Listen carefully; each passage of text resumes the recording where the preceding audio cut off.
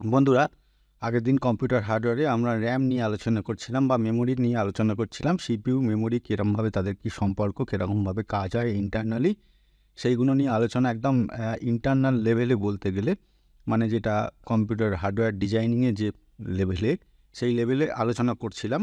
তা আজকে একটু ওই লেভেলটা থেকে একটু ইউজার লেভেলে আসবো, মানে ইউজারের পয়েন্ট অফ ভিউতে বা নর্মাল যদি আমরা বুঝতে চাই যে একটা ইউজারের পয়েন্ট অফ ভিউতে যে একটা র্যাম বা একটা মেমোরি, তার কি ফিচার, তার কি ফাংশন, তার কি স্পেশালিটি, এইগুলো আমরা একটু আজকে বোঝার চেষ্টা করব। তো আমরা এখানে দুটো জিনিস করব আজকে, যেটা বেশি করব। এখন যেটা শুরু করব সেটা হচ্ছে ক্লাসিফিকেশন অফ মেমোরি।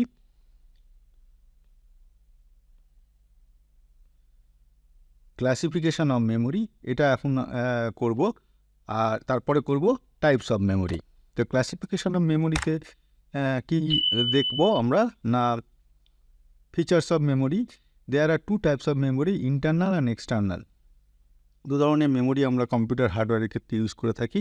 একটা হচ্ছে ইন্টারনাল, মানে কম্পিউটারের ভেতরে থাকে, আর একটা আমরা বাইরে থেকে মেমোরি ইউজ করি। কিছু মেমোরি ইউজ করি, আসবো আমরা ডিটেলসে। কিছু মেমোরি ইউজ করি যেগুলো বাইরে থেকে আমরা ইউজ করতে পারি, সেটা কম্পিউটারের মাদারবোর্ডের মধ্যে বলো বা সিপিইউর মধ্যে বলো, সেগুলো থাকে না, সেগুলো এক্সটার্নাল, ওই জন্য বলেছি external. The internal memory is inbuilt in computer memory. Internal মেমোরিটা ইনবিল্ট থাকে কম্পিউটার মেমোরির মধ্যে। It is also known as primary memory. যেগুলো কম্পিউটারের মধ্যে ইন্টারনাল থাকে সেগুলোকে আমরা সাধারণত প্রাইমারি মেমোরি বলে বলি। The example of primary memory are register, cache and main memory. এই প্রাইমারি মেমোরির মধ্যে কি কি পড়ে না রেজিস্টার পড়ে, ক্যাশ মেমোরি পড়ে, মেন মেমোরি পড়ে। রেজিস্টার আমরা আলোচনা করেছি এর আগে, মেন মেমোরি আলোচনা করেছি কিছুটা, আরও ডিটেলসে করব। আর ক্যাশ মেমোরি হচ্ছে যে কিছু মেমোরি যেগুলো হচ্ছে খুব ফাস্ট কাজ করে ডাটা সেন্ড এবং রিসিভ করতে, সেটা মেনলি সিপিইউর সঙ্গে থাকে, সিপিইউর মধ্যে থাকে। যেটা সিপিইউ যখন কোনো কাউকে ইনস্ট্রাকশন পাঠাচ্ছে, কোনো ডাটা পাঠাচ্ছে, বা সে কোনো কারুর কাছ থেকে ডাটা নিচ্ছে, রিসিভ করছে, মাঝখানে একটা ক্যাশ মেমোরি বলে থাকে, যেখানে টেম্পোরারি সিপিইউ সেগুলোকে ইউজ করে খুব ফাস্ট কাজ করানোর জন্য। আরও ডিটেলসে আমরা আসবো অবশ্যই। তারপরে হচ্ছে whereas external memory is the separate storage device from the computer. এটা ইন্টারনাল হলো। এক্সটার্নাল ডিভাইসটাকে আমরা সাধারণত সেপারেট স্টোরেজ ডিভাইস হিসেবে ইউজ করি কম্পিউটারের থেকে, such as disk, tape, USB, pen drive. জানো পেন ড্রাইভ, তোমরা সবাই জানো পেন ড্রাইভটা আমাদের যখন প্রয়োজন হয় তখনই এটা আমরা কম্পিউটারে দিই, সেখান থেকে কিছু ডাটা নিই, অথবা সেখানে কিছু ডাটা, কোনো ফাইল বলো বা কিছু গান, সিনেমা বলো, সেই পেন ড্রাইভে স্টোর করে রাখি। তো এগুলো হচ্ছে সব এক্সটার্নাল মেমোরির উদাহরণ। Storage capacity can vary in external internal memory. Storage capacity অবশ্যই দেখেই বুঝতে পারছো, বা তোমরা যারা ব্যবহার করো তারা জানো, পেন ড্রাইভের সাইজ যেমন বিভিন্ন রকমের হয়, এক্সটার্নাল হার্ড ডিস্কের সাইজ বিভিন্ন রকম হয়, ইন্টারনাল হার্ড ডিস্কের সাইজও বিভিন্ন রকমের হয়, র্যামের সাইজও বিভিন্ন রকম হয়, 2GB, 4GB, 8GB। শুরু হয়েছিল কেবি দিয়ে বা এমবি দিয়ে, এখন সেটা জিবি, 8GB, 16GB এরকম লেভেলে পৌঁছে গেছে। সবচেয়ে বেশি পাওয়া যায় 112GB। যাই হোক, এগুলোর প্রত্যেকটা পয়েন্ট আমরা ডিটেলসে আরও ইন ফিউচার আসবো। যেমন এই সাইজ নিয়ে, মেমোরির সাইজ নিয়ে ডিটেলসে আমরা একটা ভিডিও বা টপিক তোমাদের সামনে নিয়ে আসবো আলাদা ভিডিওতে। এক্সটার্নাল ডিভাইসের storage capacity is measured in terms of bytes. External যে ডিভাইসগুলো আছে সেগুলোর কীভাবে মেজার করা হয়? বাইটস। যেমন পেন ড্রাইভ জিবি বলা হয়, এত জিবি বাইটস, ঠিক আছে, 16GB বাইটস বা 32GB bytes. whereas the internal memory is measured with bytes or words. Internal মেমোরিটা তাহলে বাইটসও হতে পারে, ওয়ার্ডও হতে পারে। ওয়ার্ডটা নিশ্চয়ই তোমাদের মনে আছে, যারা আগের দুটো এপিসোড দেখেছো সেখানে ওয়ার্ড সম্বন্ধে আলোচনা হয়েছে। সেই 32 বিটের একটা বাইনারি 0101 কম্বিনেশনে 32 বিট এরকম যদি হয়, সেটাকে একটা ওয়ার্ড বলে। যদি ভুলে যাও আগের এপিসোডগুলো একটু দেখে নিও, আর যারা দেখেনি তারাও দেখে নিও। The storage word length can vary in bits such as 8, 16 or 32 bits. Storage watt, এই যে ওয়াটটা বলছি সেটা 8 বিটের হতে পারে, 16 বিটের হতে পারে, 32 বিটের হতে পারে। এখন যেমন যেটা প্রেজেন্ট চলছে সেটা 32 বিটের। এর আগে যেহেতু টেকনোলজি আপগ্রেড হচ্ছে, টেকনোলজি আরও অ্যাডভান্স হচ্ছে, সামনের দিকে এগোচ্ছে, সেই যেহেতু এখন 32 বিট ইউজ হচ্ছে। তার আগে 16 ছিল, তার আগে 8 ছিল, এরকমভাবে ছিল। আচ্ছা, আরও কি আছে ফিচার্স? সেগুলো হচ্ছে memory can B access through 4 modes of memory টাকে অ্যাক্সেস করা যায় 4টে মোডে বা চার ধরনের, 4ভাবে, সোজা বাংলায় বলতে গেলে 4ভাবে মেমোরিটাকে আমরা অ্যাক্সেস করতে পারি। কীরকম না, প্রথমটা হচ্ছে ডিএমএ, ডিরেক্ট মেমোরি অ্যাড্রেস। এই মেমোরিটা ডিরেক্ট মেমোরি অ্যাড্রেস নামের মধ্যেই, নামটা শুনেই বুঝতে পারছো, is a method that allows input output devices to access or retrieve data directly or from the main memory. Directly, এই পদ্ধতিতে ডাইরেক্টলি মেন মেমোরি থেকে আমরা কোনো ইনপুট পাঠাতে পারি অথবা সেখান থেকে কোনো ইনপুট নিতে পারি, কোনো ডাটা পাঠাতে পারি বা সেখান থেকে কোনো ডাটা নিতে পারি। তাহলে এখানে ডাইরেক্টলি ইনপুট আউটপুট ডিভাইসের যে অ্যাক্সেসটা হবে বা সেখান থেকে ডাটাটা রিট্রিভ হবে, ডাইরেক্টলি হবে এই পদ্ধতিতে। তারপরে আছে সিকোয়েন্সিয়াল অ্যাক্সেস মেথড। সিকোয়েন্সিয়াল মানে পরপর সাজানো। তাহলে পরপর সাজানো যখন এটা মানে, তখন সুতরাং পদ্ধতিটাও সেরকম হবে। কি হবে না, the sequential access method is used in a data storage device to read storage data sequentially from the computer memory. Sequentially হবে। সিকোয়েন্সিয়াল অ্যাক্সেস মেথডে ডাটাটা স্টোরেজ ডিভাইস থেকে রিড হবে বা রাইট হবে, মেনলি রিড হবে স্টোর ডাটা সিকোয়েন্সিয়ালি, পরপর মানে সিরিয়ালি। ধরো লাইন দিয়ে আমরা যখন কোনো, ধরো 50 জন ছাত্র লাইন দিয়ে কোনো কারণে এগোচ্ছে, বা কুচকাওয়াজে যারা আর্মিরা কুচকাওয়াজ করে, লাইন দিয়ে কুচকাওয়াজ করতে করতে যাচ্ছে, মানে পরপর যাচ্ছে, সেটাকে বলছে সিকোয়েন্সিয়ালি। সুতরাং এক্ষেত্রে সিকোয়েন্সিয়ালি মানে কম্পিউটার মেমোরি থেকে বা স্টোরেজ ডিভাইস থেকে রিড করতে গেলে ওটা ডাটাগুলো সিকোয়েন্সিয়ালি আসবে কম্পিউটার মেমোরি থেকে। Whereas the data received from random access memory RAM এর can be in any order. যদি র্যাম, যেটা আমরা আগের দুটো এপিসোডে করিয়েছি, সেই র্যাম হয় র্যান্ডম অ্যাক্সেস, নামের মধ্যেই আছে র্যান্ডম অ্যাক্সেস, মানে সেখানে কোনো পরপর এরকমভাবে মেনে চলবে কোনো ব্যাপার না। ধরো 1 থেকে 64 এই সেল আছে, 1 থেকে 64 একটা র্যামের মধ্যে 1 থেকে 64 সেল আছে। সেখানে যদি ইনস্ট্রাকশান দিতে পাঠাতে হয়, সেটা 2 নম্বরে পাঠানোর পর 31 নম্বরে পাঠানো যাবে, তারপর 35 নম্বরে পাঠানো যাবে, তারপরে আবার 19 নম্বরে নিচে নেমে আসতে পারে, এরকম হতে পারে। আবার সেখান থেকে যখন রিড হবে, ওই রকম সেখান থেকে র্যান্ডামলি অ্যাক্সেস করে তার সেলগুলোতে, যে সেলগুলোর র্যামটা যেটা সেলে ভাগ করা আছে, এখান থেকে ডাটা নিতে পারে, তারপরে ওখান থেকে ডাটা নিতে পারে, তারপরে সেখান থেকে ডাটা নিতে পারে। মানে পুরো জিনিসটা ছড়িয়ে ছিটিয়ে যেখান থেকে খুশি যেরকম ইনস্ট্রাকশন আসবে সেখান থেকে সেটা অ্যাক্সেস করবে, সেখান থেকে সেটা নিতে পারবে। মানে একটা মাস্টার ধরো ক্লাস ঘরে ক্লাস নিতে প্রশ্ন করছে, সে কি পরপর প্রশ্ন করে? এই ফার্স্ট বেঞ্চ থেকে একজনকে ধরলো, সোজা চলে গেল লাস্ট বেঞ্চে প্রশ্ন ধরতে, আবার সেখান থেকে হয়তো মাঝখানে কাউকে ধরলো। এখানেও ঠিক তেমনি, র্যামের ক্ষেত্রেও ঠিক তেমনি, সিকোয়েন্সুয়াল নয়। তাহলে র্যান্ডাম অ্যাক্সেস মেথডটা কীরকম হবে না, it is a method use to randomly access data from memory. যেটা এক্ষুনি বললাম, র্যান্ডামলি হতে পারে। মাস্টারমশাই একটা ক্লাসে পড়াতে কোথা থেকে প্রশ্ন ধরবে, কাকে প্রশ্ন ধরবে, কোনো নিয়ম নেই, যেখান থেকে খুশি প্রশ্ন ধরবে, সেটাই random. This method is the opposite of Sam, মানে এইটার অপোজিট, অবশ্যই অপোজিট, কারণ পরপর সিকোয়েন্সিয়ালি পরপর ঘটছিল, আর এখানে র্যান্ডামলি ঘটছিল, অবশ্যই অপোজিট।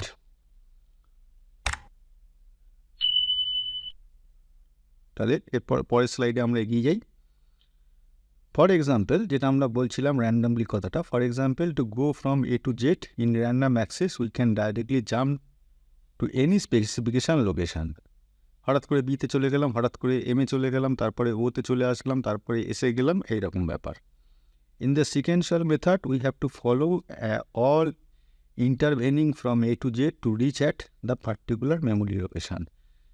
কিন্তু সিকোয়েন্সিয়াল মেথডে একটা আমাদের সিরিজ ফলো করতে হবে। পরপর A B C D E F G H I J এরকমভাবে পরপর এই সিরিজটা মেনটেন করতে হবে কোনো একটা পার্টিকুলার লোকেশানে পৌঁছতে গেলে, মানে ও লোকেশানে পৌঁছতে গেলে আগে এ থেকে শুরু করে পরপর গিয়ে তারপরে ও লোকেশানে পৌঁছতে হবে। অ্যাসোসিয়েটিভ অ্যাক্সেস মেথড, এটা কি মেথড না, it is a special type of memory that optimizes search performance through defined data to directly access the store information based on a memory address. আমরা যে সার্চ করি সেই সার্চের থেকে ডাইরেক্টলি সেইগুলো তো যেগুলো সার্চ করছি সেগুলো তো কোনো না কোনো জায়গায় সেটা স্টোর থাকছে। সেই স্টোরগুলো যদি আমরা ডাইরেক্টলি অ্যাক্সেস করতে চাই, সেই স্টোর ইনফরমেশানগুলো কীভাবে কীভাবে অ্যাক্সেস করব না, মেমোরির অ্যাড্রেস জানি, কোন অ্যাড্রেসে সেই স্টোর ইনফরমেশানগুলো রয়েছে, সেখান থেকে যদি করতে চাই তাহলে সেটা হয় এই অ্যাসোসিয়েটিভ অ্যাক্সেস মেথড পদ্ধতিতে। ঠিক আছে, তাহলে এখানে আমরা কি দেখলাম, এটা না memory can B access through 4 modes of memory, 4 ধরনের ভাবে মেমোরিকে অ্যাক্সেস করা যায়। আচ্ছা, পরের ফিচার্সে চলে যাই।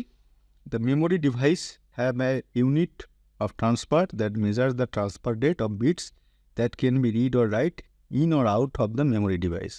মেমোরি ডিভাইসের একটা ট্রান্সফার ইউনিট থাকে, বা মেমোরি ডিভাইস থেকে যে ইউনিটটা ট্রান্সফার হয় সেই ট্রান্সফারটা হয় সেটা বাইরে থেকে ভেতরে, ভেতরে থেকে বাইরে। মানে আমি একটা কিবোর্ডে যখন কোনো কিছু টাইপ করছি, কিবোর্ডটা বাইরে আছে, সেখান থেকে ডাটাটা বা ইনস্ট্রাকশানটা আমি দুয়ে যোগ করতে হবে, মানে এটা ইনস্ট্রাকশান, সেটা আমাদের ভেতরে এলো।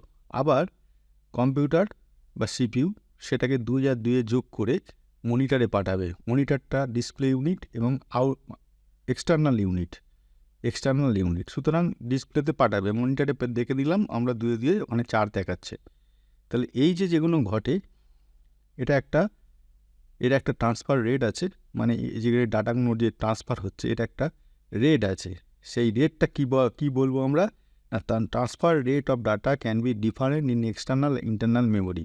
এই ইন্টারনাল বাইরে থেকে ভেতরে ঢোকা এবং ভেতর থেকে বাইরে ঢোকার এই যে রেট, ডাটাটা কী রেটে ঢুকছে, এটা নিশ্চয়ই আলাদা হবে, দুটো সেম হতে পারে না। ইন্টারনাল মেমোরির ক্ষেত্রে কী হয়, the transfer rate of bits is mostly equal to the word size. মানে ওয়ার্ড সাইজ মানে ওই 32 বিট বা 16 বিট যে ওয়ার্ড সাইজটা হয়, সেটা ইন্টারনাল মেমোরির ক্ষেত্রে ওই রেটটাই মেনটেন রাখে ট্রান্সফার রেটটা, মানে কী রেটে ডাটাটা ঢুকবে বেরোবে। আর এক্সটার্নাল মেমোরির ক্ষেত্রে কি হয়, the transfer rate of bit or unit is not equal to the word লেন্থের ইকুয়াল হয় না। কি হয় তাহলে, it is always greater than a word or may be refer to as a block. এটা সবসময় ওয়ার্ডের চেয়ে বেশি হয়, অথবা অনেক সময় ব্লক ডাটা বলে আমরা ব্যবহার করে থাকি। ব্লক ডাটা কি আরও ডিটেলসে পরে জানবে। তো এই মুহূর্তে যেটা মানে বোঝার জন্য বলছি, সেটা ওয়ার্ডের যে লেন্থটা হয় বা যে বিট রেটটা হয়, ট্রান্সফার বিট রেটটা তার চেয়ে বেশি হয়, always greater than a word or main. এটা এক্সটার্নাল মেমোরির ক্ষেত্রে। আর ইন্টারনাল মেমোরির ক্ষেত্রে ওয়ার্ডের যে সাইজটা হয় সেই রেটেই ইন্টারনাল মেমোরির ক্ষেত্রে ট্রান্সফারটা হয়।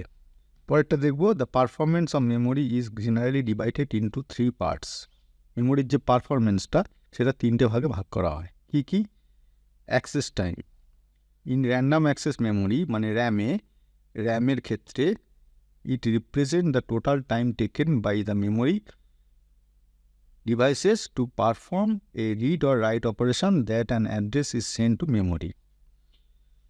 র্যান্ডাম অ্যাক্সেসের ক্ষেত্রে তো একটা ইনস্ট্রাকশান দেবে, কে দেবে, সিপিইউ দেবে, যে এই সেলে, এত নম্বর সেলে কিছু লেখো, বা এত নম্বর সেল থেকে কোনো ডাটা আছে সেটাকে রিড করো। তাহলে এই যে টোটাল টাইমটা হচ্ছে মেমোরি ডিভাইসটা total time taken by memory device to perform a read ও রাইট অপারেশন।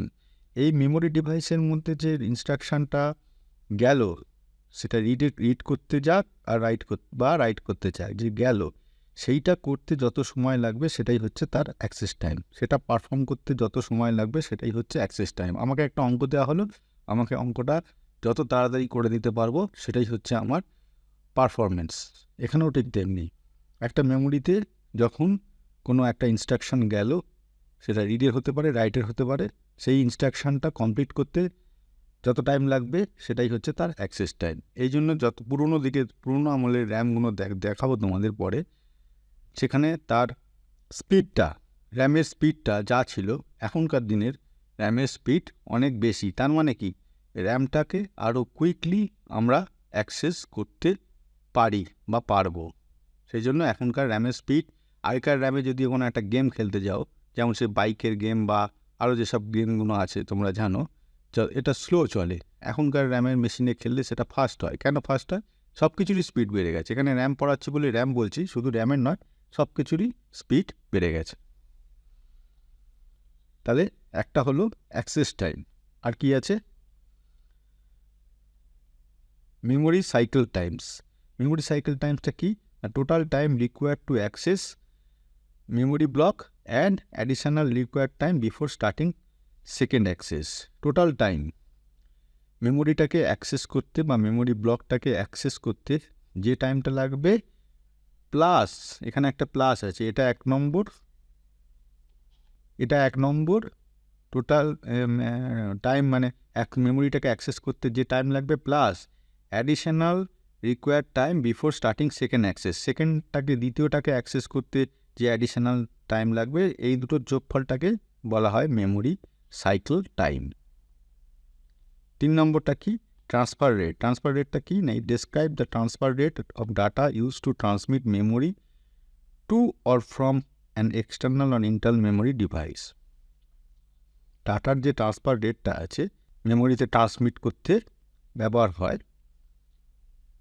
মেমোরিতে ট্রান্সমিট করতে মানে মেমোরিতে, মানে বাইরে থেকে মেমোরিতে ঢুকলো বা মেমোরি থেকে বাইরে বেরোলো, ওই জন্য বলেছে transmit to and or from an external আর internal memory device. Internal memory থেকে ইন্টারনাল মেমোরিতে কোনো ডাটা ঢুকলো বা ইন্টারনাল মেমোরি থেকে কোনো ডাটা বেরোলো, আবার বা এক্সটার্নাল মেমোরিতে কোনো, যখন আমরা পেন ড্রাইভে যখন কোনো কপি করি, তারপর দেখায় না এত সেকেন্ড বাকি, এত মিনিট বাকি, এই রেটে ট্রান্সফার হচ্ছে, ওখানে স্ক্রিনে দেখিয়ে দেয়। তাহলে এক্সটার্নাল মেমোরিতে যখন কোনো ডাটা ঢুকছে বা এক্সটার্নাল মেমোরি থেকে যখন পেন ড্রাইভ থেকে কোনো ডাটা, মনে করো সিনেমা বা কোনো ফাইল আমরা কম্পিউটারে কপি করছি, সবসময় ওখানে টাইমটা দেখিয়ে দেয় আর কত জিবি ডাটা সেটা দেখিয়ে দেয়, এবং কি স্পিডে নেওয়া হচ্ছে, ডাউনলোড অথবা আপলোড দুটোই দেখিয়ে দেয়। সেটাই হচ্ছে transfer rate. Bit transfer can be different to different external and internal device. Bit transfer আলাদা আলাদা হবে এক্সটার্নালের ক্ষেত্রে, ইন্টারনালের ক্ষেত্রে। অবশ্যই পেন ড্রাইভ, বিভিন্ন কোম্পানির বিভিন্ন দামের বিভিন্ন কোয়ালিটির পেন ড্রাইভ আছে। দেখবে কোনো পেন ড্রাইভ থেকে ডাটা খুব ফাস্ট ডাউনলোড হয়ে যাচ্ছে, কম্পিউটারে কপি হয়ে যাচ্ছে, বা কম্পিউটার থেকে পেন ড্রাইভে খুব তাড়াতাড়ি কপি হয়ে যাচ্ছে। আবার কোনো পেন ড্রাইভে একই জিবি 16 GB বা 64 GB কিন্তু কোনোটাতে দেরি হচ্ছে। তো ওটাই হচ্ছে ট্রান্সফার রেট। ট্রান্সফার রেটে হেরফেরের জন্য দামও কম বেশি হয়, পেন ড্রাইভ বা সব কিছুর বলো। এরপরের ফিচারটা দেখে নেবো। The physical type of memory is used in a computer such as magnetic, semiconductor, magneto optical and optical. Physical type of memory যেটা কম্পিউটারে ইউজ হয়, সেগুলো কী কী হতে পারে? ম্যাগনেটিক হতে পারে, ম্যাগনেটিক দিয়ে তৈরি হতে পারে, সেমিকন্ডাক্টর দিয়ে তৈরি হতে পারে, ম্যাগনেটো অপটিক্যাল দিয়ে তৈরি হতে পারে, অপটিক্যাল মানে কোনটা? সিডি, ডিভিডি, এইসবগুলো। ম্যাগনেটিক এখন আর নেই, আগে ছিল, যেটা ফ্লপি ডিস্ক ছিল। এরকম সেমিকন্ডাক্টরও হয়, যেগুলো হচ্ছে পেন ড্রাইভ বা এই ধরনের যে জিনিসগুলো হয়, এগুলো হচ্ছে এরকমভাবে পাওয়া যায়। Memory can be classified by its physical behaviour like volatile, non volatile or non erasable memory. মেমোরিটাকে এবার আমরা দেখব 3 ধরনের ভাগ করা হয়। কিসের ওপর বেস করে? না, তার ফিজিক্যাল বিহেভিয়ারের ওপর বেস করে। ফিজিক্যাল বিহেভিয়ার মানে সেই যে মেমোরিটা কীরকম কাজ করছে বা কী ধরনের কাজ, মানে কীরকম তার আচরণ, সেই ফিজিক্যাল বিহেভিয়ার, আচরণ, সেইটার ওপর বেস করে। যেমন কিছু কিছু মেমোরি আছে, কারেন্ট চলে গেলে সেখানে যে ডাটাটা ছিল সেটা চলে যাবে, সেটা একটা ধরনের, সেটাকে বলবো ভোলাটাইল। এইটা হচ্ছে, সেটাকে বলবো ভোলাটাইল। দ্বিতীয়টা হচ্ছে নন ভোলাটাইল, মানে সেখানে ডাটাটা স্টোর থাকলে আছে, সেখানে যদি কারেন্ট বা পাওয়ারটা সেখান থেকে চলে যায়, ডাটা নষ্ট হয় না, তাহলে এটা 2 নম্বর। Or non erasable memory. Non erasable memory মানে সেখানে যে মেমোরিতে যে আমরা ডাটাটা স্টোর করেছি সেটা ইরেজই করা যাবে না কোনোভাবেই।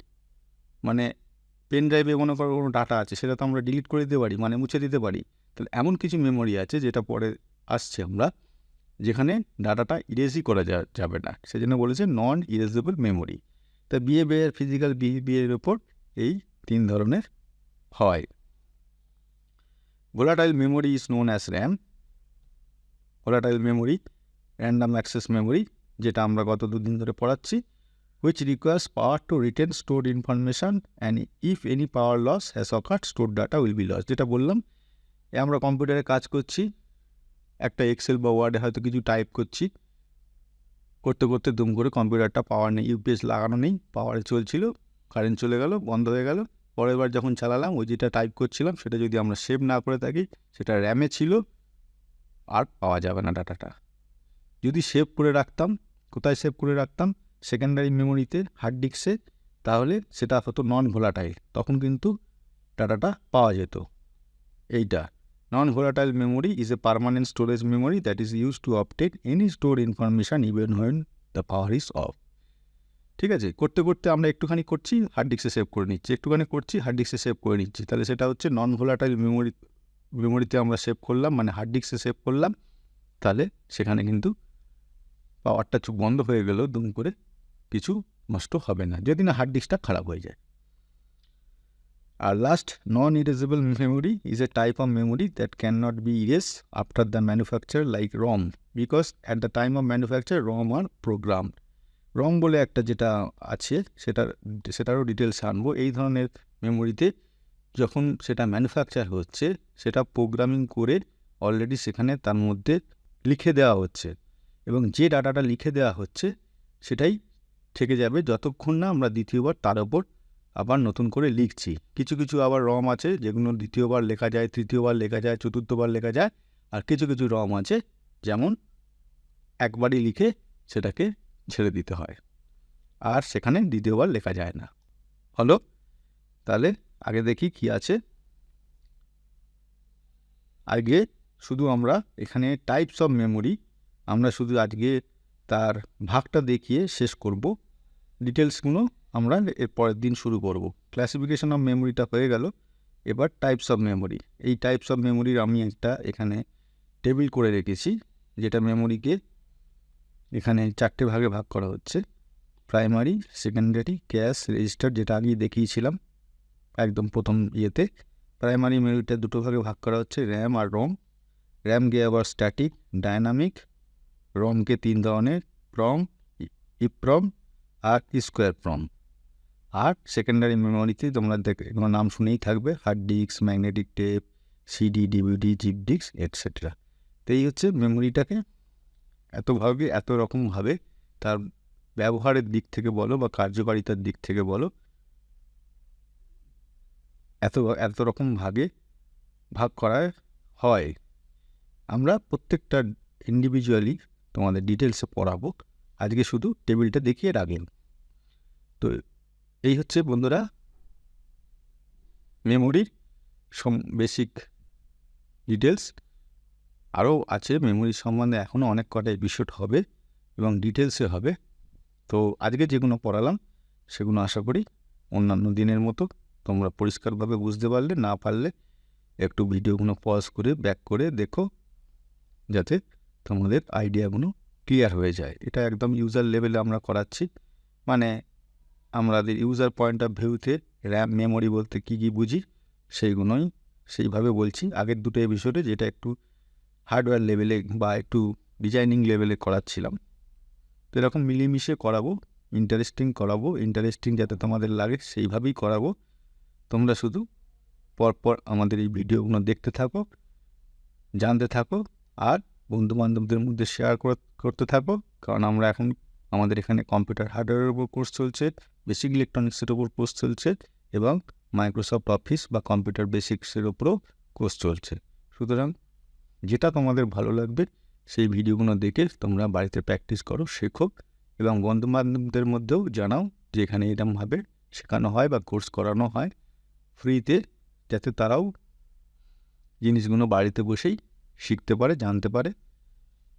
এবং যাদের অলরেডি চ্যানেলগুলো সাবস্ক্রাইব করা আছে তাদের তো নোটিফিকেশানের মাধ্যমে ভিডিওগুলো পেয়ে যাচ্ছ। যাদের করা নেই তারা সাবস্ক্রাইব করে বেল আইকন নোটিফিকেশানে অল বাটনে ক্লিক করে দেবে, যাতে ঠিক সময় তোমরা ভিডিওগুলো পেতে পারো এবং সেখান থেকে শিখতে পারো। তো আজকে এই পর্যন্ত বন্ধুরা, থ্যাংক ইউ।